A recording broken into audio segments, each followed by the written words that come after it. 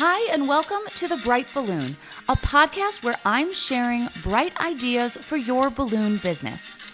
My name is Sarah Meyer, and I'm a balloon business owner like you, and I love the creative side of what I do, but I really love the business side, which seems to be the part where most people struggle. So I'm here to help. Each week, I'm bringing you an episode full of bite-sized tips you can use to make improvements in your business. I want you to make more money, eliminate stress, and learn along with me as we grow our creative businesses together. Welcome to The Bright Balloon, presented by 17 Hats. Hello and welcome to another episode. Today is the bonus episode where I check in about what is going on over in our book club. And this past month, we read Rich Dad, Poor Dad, which is the #1 selling personal finance book of all time. And it was one I've never read before. So it has been on my list for a while. And this month finally jumped in. And I think there are a lot of applications to small business ownership. And I feel like it's the first in probably, I don't know if it's going to be a series or just something that I personally look into more, but I think that there is a big piece of the puzzle missing either in my life or in the balloon industry as a whole. And I think that is investing and setting ourselves up for a very comfortable retirement. So I am going to get into all of the details, my key takeaways from this book of the month, right after a quick break as we head over to the UGlu hotline. Welcome to the UGlu hotline, where we discuss great advice that sticks. Brought to you by Pro Tapes. If you have a question or some great advice to share, click the link in the show notes to call in and leave a voicemail. Hi, Sarah. This is Andrea Horseman with Amazing Balloons in Athens, Georgia. Just wanted to let you know that I love your podcast. I listen to it in the car all the time. Your voice is just so wonderful to hear. It's so cheerful. I really enjoy listening to you. Anyway, wanted to let you know that one of your episodes about email marketing, I tried that. I've had kind of a slowdown after the graduation, and so I thought, well, now's a good time to do that. And so I've gotten 3 new customers from DMing people on Instagram, just local businesses. I'm going to send a mailer and see if somebody will call me back generation. So DMing people on Instagram was a little scary, but people are responding back. A lot of times it's not the actual people that are doing the balloons, but they're offering to refer me to the person that would be handling it. So anyway, just wanted to let you know that. Keep up the good work, and I'll be listening to you each weekly. Thanks so much, and take care. Bye-bye. Pro Tapes is a leading manufacturer of specialty tape products like Pro Gaff, Pro Artist Tape, and our favorite balloon tape, UGlu, which helps you create amazing balloon arrangements and decorations in less time. You can save 5% on UGlu when you buy directly from Havin a Party using code BRIGHT at checkout. Okay, let's get into it. So if you are not familiar with our book club, we are actually on a summer hiatus, but we will be back in September. And every single month, I read a business book or a self-development book, and they have helped me so much in my business. I think the biggest thing I've realized is that there's very little original material, and so much has already been figured out for us and documented if we're just willing to read the books and kind of try to find the people that you connect with and click with. We've had some books that have completely changed my business and some that, were duds in my point of view. But you're never going to find the good stuff if you don't kind of read those books. Or for me, it's always audiobooks. I listen to most of them, but being part of this book club and having other people read along with me has been so motivating and so encouraging and really changed the course of my business. So if you'd like to join us, you can do that now. There is a Patreon group where you get access to all of the episodes and all of the books we've ever read.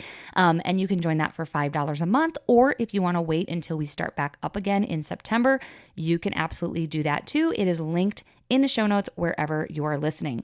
So like I mentioned in the intro, this past month, we read Rich Dad, Poor Dad, and I had a lot of takeaways from this book, and I had a lot to say about this book. I didn't agree with everything, but I think it was a good first step. This book didn't answer all of my questions. I think it left me with more questions than I had when I started, but that's a good thing because I don't know a ton about investing. I don't know a ton about planning for retirement, especially right now. I just quit my job a few months ago, and I've always had like investments through my work or an IRA or a 401k or a 403b. And you kind of just like fill out that paperwork and hope that it's going to work out one day when you retire. And now being self-employed, I'm realizing that that is not just going to accidentally happen. I have to plan that. I have to set up my own accounts. I have to jump through the hoops and do the paperwork in order to make sure that one day I can retire from this business, because I don't think it's realistic to think that one day you're going to sell your business for as much money as you need to retire on. I mean, that's like something like $2 million, right? Like they say, if you want to retire when you're 65 years old, you need like $1 million or $2 million in the bank, which is insane. Like that's crazy. I don't think most of us have that just sitting around. And I know that the sale of my business one day will not yield $1 million. There's no way. And I also don't want the other option, which would be kind of staying an owner of my balloon business and letting it run without me. When I retire, I want to be done. I want no attachment, nothing. I don't want people calling me to ask me questions about how to run a business that's kind of running on autopilot. I want to be done. And when I decide that day comes, I want to be ready.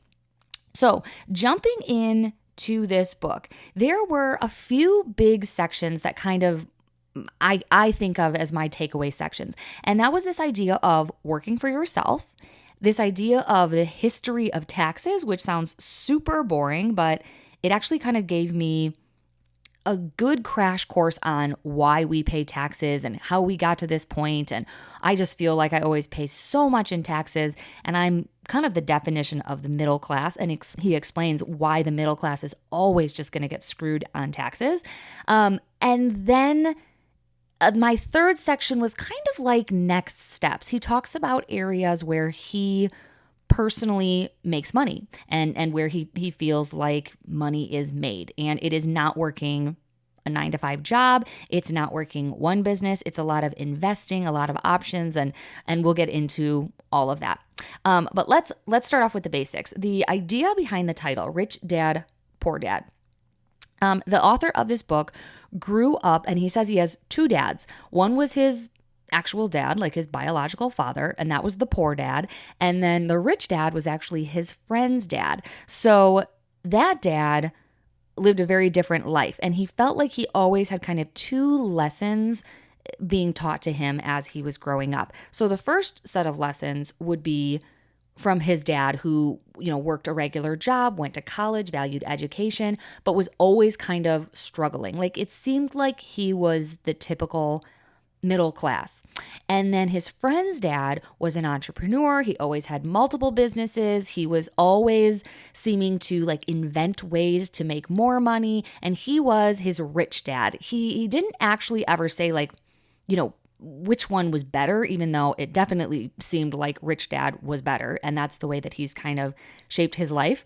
But he just kind of pointed out that he had very different influences as he grew up. One of the things that I guess rubbed me kind of the wrong way as a former teacher, as someone who went to college and really valued that experience, he really seemed to hate on like traditional education. And at first that rubbed me the wrong way. But then when he said it like this, I kind of understood what he meant. And he said that school produces good employees, not employers. And I do think that is true. I do think traditional high school and college sets you up to get a job. It doesn't necessarily set you up to be the owner of a business.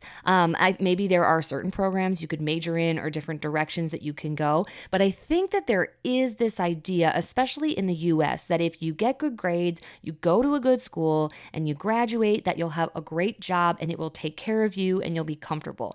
And as someone who just left a comfortable job, I do kind of understand what he's saying. Like, that's not necessarily true. When you are always going to be the employee, you don't really have all that security. Fewer and fewer employees have any sort of pension or retirement. You're not really invested in the company, and you are kind of replaceable and disposable.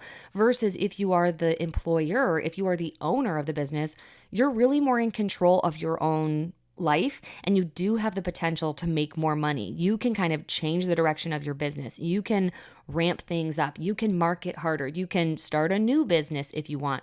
Versus when you're just working at a job, you have very little ability to just like make more money if that's what you want. Maybe if you're in sales and you're commission based, but where I was my salary and it was very hard to get raises. So he just argues that if you want to be wealthy, it's a lot easier to do that if you own the business. And another thing he points out, which I thought was very cool, is that people who have traditional jobs, they think that like that's the business that they're in. So the example he used was a banker, and he said, "Oh, what business are like what's your business?" And the banker said like, "Well, I'm a banker." And he was like, "Oh, do you own the bank?" And of course the guy's like, "Well, no, like I'm a customer service representative, or I'm a loan, whatever. I don't know what jobs are at banks." But his point is that a lot of people think that what they do is their business, and it's not. That's their job. And he says that everyone should always have an additional business that they have either on the side or in the background, because that is something that is yours, and that you shouldn't confuse what you do with what your business is. Your profession isn't necessarily your actual business that you own. Now, jumping ahead, I would say the thing that I think is going to stick with me is his definition of assets versus liabilities. So he talks about this kind of vaguely, but I was thinking about it in terms of my personal life and also my business. And I've always been kind of wishy-washy. Like assets are what? Like my business, my van, my home, I don't know, like whatever's in the bank. Assets to me always just felt like things that equal money.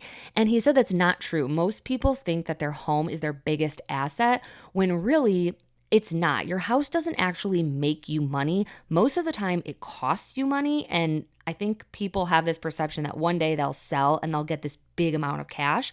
But that only makes sense if you're not planning to move anywhere else, which isn't the reality. If you sell your home, you're probably going to buy another home. So he said your house really isn't an asset. It usually costs you more money to maintain than it actually generates. So he said you need to have like two columns in your life, the asset column and the liabilities column. Things that make you money, that actively generate you money are assets, and things that cost you money are the liabilities. So when I thought about this in my own life or business, pretty much everything I have is a liability. Like my house costs me money, my car costs me money, my van costs me money, my, balloons cost money. Like all of the things that I think of as money generating actually kind of cost money. And then it flipped the way I think about things like employees. Like in my mind, it's like, oh, employees, you have to pay them. They take money away from you, but not if they're working the way they should. They're actually going to generate more money for you. So they can actually be an asset. Or if I look at things like my rentals, that like I have marquee numbers, I have some arch backdrops, I have a couple of rentals, those are actually the biggest assets in my balloon company because they make money over and over and over every time I rent them out. So it flipped kind of what I thought of as an asset versus a liability. And he said the whole game of life basically is trying to put more things in your asset column than in your liability column. So here's where it got really interesting for me. And this is where I've always kind of had in the back of my mind this missing piece in the balloon industry. And that is this idea that like, I think it's very, very hard to get really wealthy from balloons. I don't think it's as difficult to get really wealthy from your money from balloons. So let me explain that. I think if you're just trying to, let's say, make $1 million off of balloon sales, that's going to be a really long road. But I think what I am starting to want to do, and I think the people that I think of as really well off in the balloon world, what they've actually done, they take that balloon money and they buy real estate and make more money, or they do something with their balloon money and it grows in investments, and then that's where their wealth comes from. So yes, you can get wealthy from balloon money, but not if it's just sitting in the bank. I think there's another piece of the puzzle, and you have to turn that money into more money, which is where I think this book left me wanting more. It doesn't necessarily tell you how to do that, but it does kind of connect the dots for me in the sense that, I'm kind of trying to figure out, like, I have this money coming in from balloons. What can I do with that money to make more money? Essentially, I would like it to be passive, so it's not like another business. I would like it to be relatively safe. I'm not going to go to Vegas and try to double my money. And this is the next section of the book where he does explain where he actually invests his money and turns kind of some of that loose cash into money generating assets. So let's take a break and then we will get into that chapter of the book. Hi, this is Jeff from Balloon Suite by Asset Lab. We help balloon decor businesses bring in more sales and leads with a high-tech toolkit that includes your website, your domain, your advertising, your search engine optimization. Our plans start at $50 a month, and we'll even buy out your Wix or Squarespace or GoDaddy subscription to help you get onto a platform that's made for and optimized for your business in balloon decor. Check us out at balloonsuite.com. Okay, welcome back. So let's talk about the ways that the author suggests that we can add categories to our asset list. We have our asset, we have our liabilities. These are the ways that he invests his money so that he can generate more money. He calls this income generating assets. So he says businesses that do not require his presence. So this would be like just being the owner of a business. Stocks and bonds, which I don't think those are simple, but I think they're the things that we are most familiar with. So that would be investing in a 401k or an IRA or a Roth IRA. And I do have those. I can't say I exactly understand what they are or what I'm doing with them, but I'm very happy to pay a financial planner to do that stuff, because if I didn't, I wouldn't take any action. So I do have a financial planner that takes care of those things, and we have all of the deposits just kind of on autopilot. They just kind of come out of our bank account every month. So we are investing. And those are really long-term investments, right? Like that's money that you want to be there when you're 65. I think most of those accounts you can't even really access without a penalty before 65. So those are really like retirement accounts. So stocks and bonds. Another thing he mentions is income producing real estate. So this is definitely the area that I am naturally most interested in. I just love looking at houses. I could totally see myself having a rental property. I don't know how realistic or feasible that is, but that's the area where I just kind of understand how it works. And another category he suggests is royalties.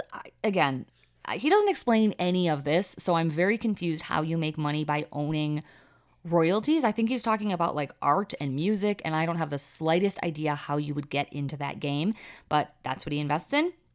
And then I like this tip. He says, if you don't love it, you won't take care of it, so it's not worth investing in. So like if you have no interest in real estate investing, it's probably not a good area for you to look into, because like you're just not going to like it. So you're just going to not take really good care of it and probably not make very much money on your investment. So this is where, like I said, this is definitely a starter book. I was hoping he was going to go into depth about each of these categories, like how to invest in these areas, how to get started, and he really doesn't. He talks the most about real estate, and he mentions how he buys properties at a discounted rate, and he'll either sell them right away or turn them into rentals and, pretty basic stuff. But again, nothing on the royalties, nothing really about being an owner of a company that doesn't require your presence. So I don't know about you, but I don't really know how to just go and buy a company and then do nothing with it. Like that just doesn't seem realistic to me. What he does explain, though, is that you can get started in some of these areas without a ton of money. So I think I always kind of thought maybe one day when I stumble into, $500,000, then I'll buy a piece of property. But he says you can actually get started with a little. If you're just creative, you can find cheap properties, or you can be a partial investor. Or one thing he didn't recommend, but I know exists, is like crowdsourced real estate investing. I think I can't even think of what the name of the website is, but basically like I would contribute $10,000 and be a very minority investor in a real estate company. And there are websites that like do this for you. So it's like real estate investing without owning the whole property, but it's still a risk. And he does talk about that. He talks about you can't just be afraid of losing money, because then you're never going to do anything. You're never going to reap that reward. But again, I do think it's a lot easier to say that when you have money. Like losing $10,000 would be a big deal to me. He probably wouldn't even know if he lost $10,000. But I do agree that you have to start somewhere and that there's always going to be risk. If it was 100% safe, even my IRAs, like when you think of mutual funds, those are about as safe as they can be because everyone has them and there's, millions of people involved in these funds. But even that, you can lose thousands of dollars each year. You have to kind of have the right mindset and know that it's going to be a long-term investment. But nothing like that is completely safe. He just says like you just can't be afraid, because then you're never going to do anything. I am going to skip the chapter about the history of taxes, which I found very interesting.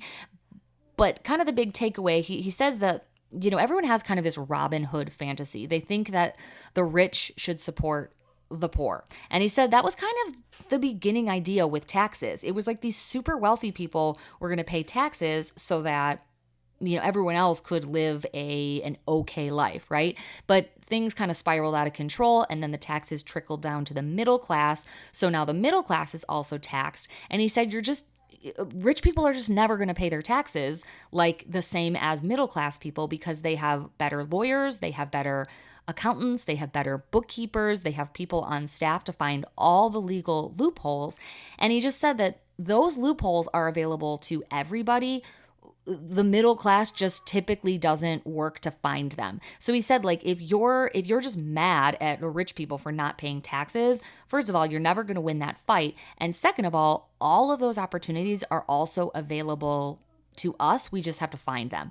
So again, am I going to hire like a full-time lawyer to find me all these loopholes? No.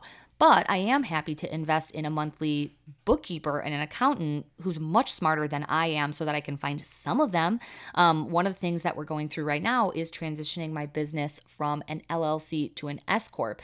And that's something I know pretty much nothing about. I didn't even know it existed. So I'm happy that I pay someone smarter than me to know that stuff. And that's another one of his kind of big concepts from this chapter, the history of taxes, is that you don't have to become an expert, but you should surround yourself with people who know more than you. Like that's kind of the secret to everything, right? Like just keep company with people who have inside tips or love to talk about business or have resources that can connect you with their bookkeeper, or, just kind of always be on the lookout for people who know a bit more than you about certain things. So that is one area of my business that I feel really good about, that I pay, a considerable amount of money so that I have a bookkeeper and tax preparer that is much better at finding some of those write-offs and, tax stuff that I don't know anything about, and I don't want to spend my time learning it. So it's okay to spend money to essentially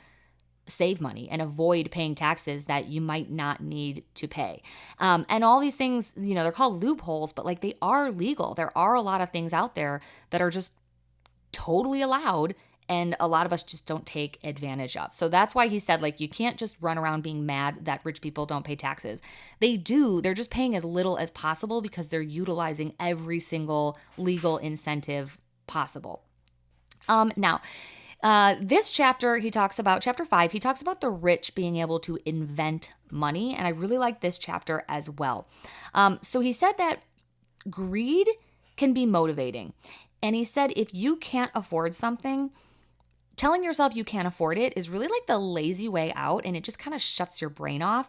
But instead framing it, how can I afford that? It actually ignites your brain to figure it out. It actually like challenges your brain to figure out a way to invent more money and not just wait for that paycheck to come and think, well, I'll never be able to afford that. Instead, it turns into a little puzzle that you get to reverse engineer and figure out, how can I afford that? So if there's a car that you really want, if you want a boat, if you want to live in your dream house, instead of just dismissing it and kind of shutting off that line of thinking, he said it's okay to let it drive you and try to figure out what would it actually take to have that thing that you want. So that I found interesting. Then I'm going to save my biggest takeaway, the thing that I love the most from this book, until after our last break. And then we're going to talk about Chicken Littles. Hey friends, the next time you need to order supplies for your professional balloon business, head over to Havin a Party Wholesale. They carry all of the brands that we love and need to run our profitable balloon businesses, and they are family owned and operated, and they know the business inside and out. They've even offered listeners of the podcast a 5% off coupon code when you use the code BRIGHT at checkout. So next time you need to order, head over to havinaparty.com.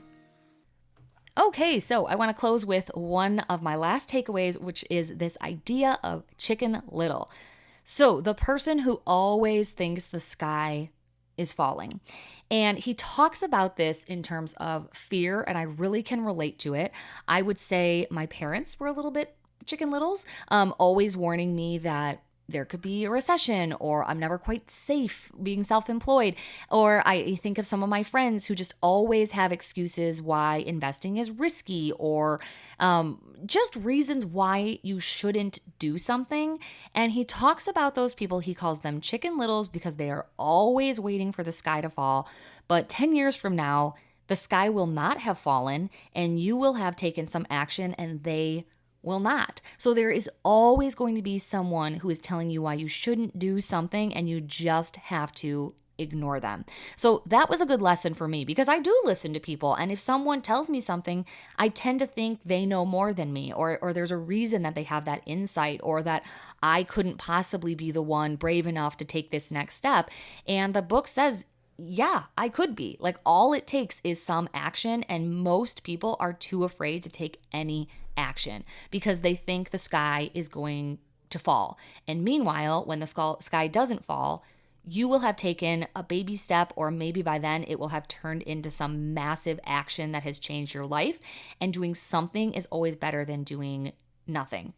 So I actually took that advice to heart. And during the course of this month, when we read the book, I did start looking at some real estate. And I wish I could come on here and say, like, I bought a property, but unfortunately it's not going to be that fast for me. But I did take the first step. I reached out to a real estate management company, and I just asked them what areas are renting well, what the rules are, where I could find more information. And they actually responded with a ton of really good insights and resources, essentially telling me like which neighborhood to buy in if I ever wanted a rental property. The other thing I did, I walked over to our neighbor's house. We have kind of a hoarder situation 2 doors down, and it sucks. Like, it takes a toll on me. It's just a property I struggle with because it's right down the road, and it's hard not to pay attention to it because there's just trash all over. And instead of just being mad about it, I actually left a note for the owner, and we did connect. And it did 2 things. The first thing it did was kind of humanize the person. So instead of just being mad about what the property looks like, now I kind of know who lives there, and I'm a little bit more understanding.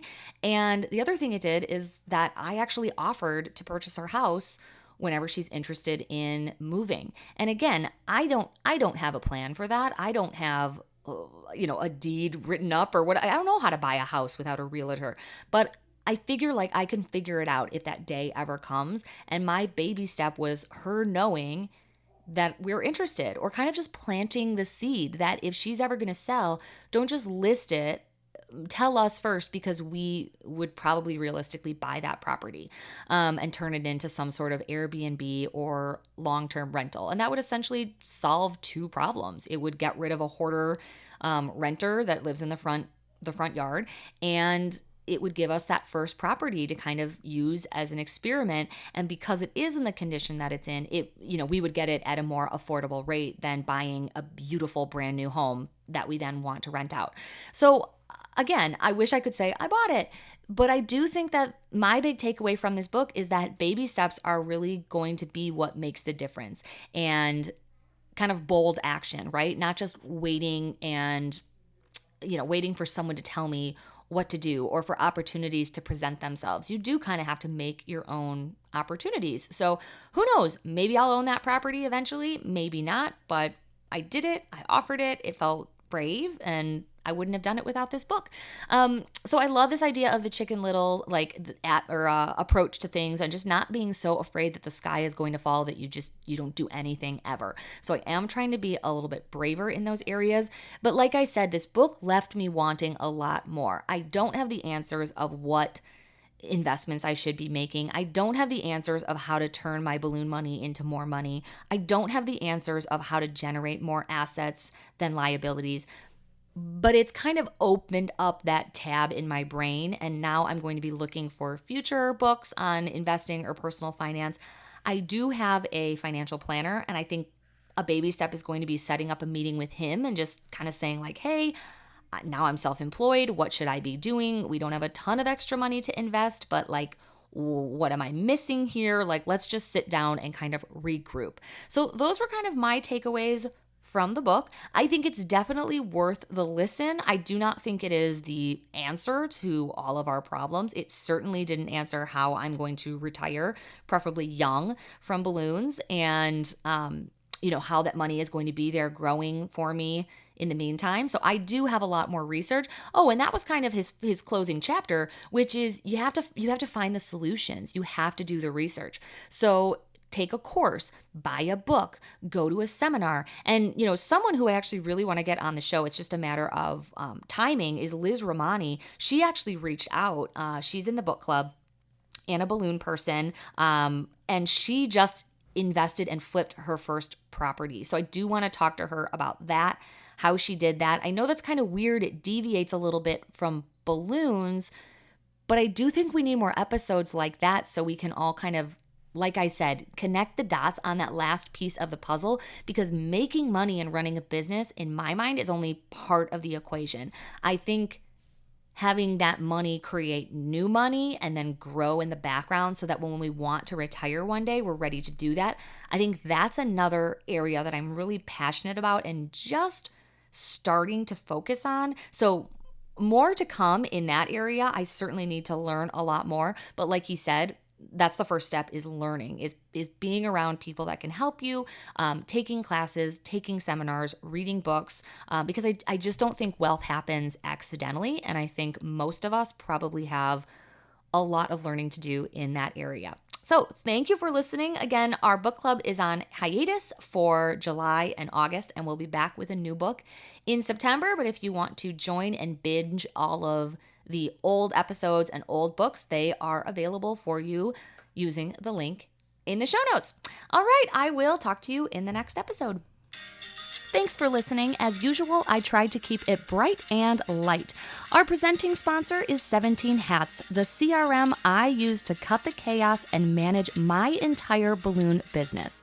From the lead capture form on my website to workflows and email templates, invoicing and grab-and-go garland automated bookings, it's all powered by 17 Hats, the best customer relationship management system for balloon businesses. There's even a 50% off coupon code waiting for you in the show notes wherever you're listening. I'll see you next week in another episode.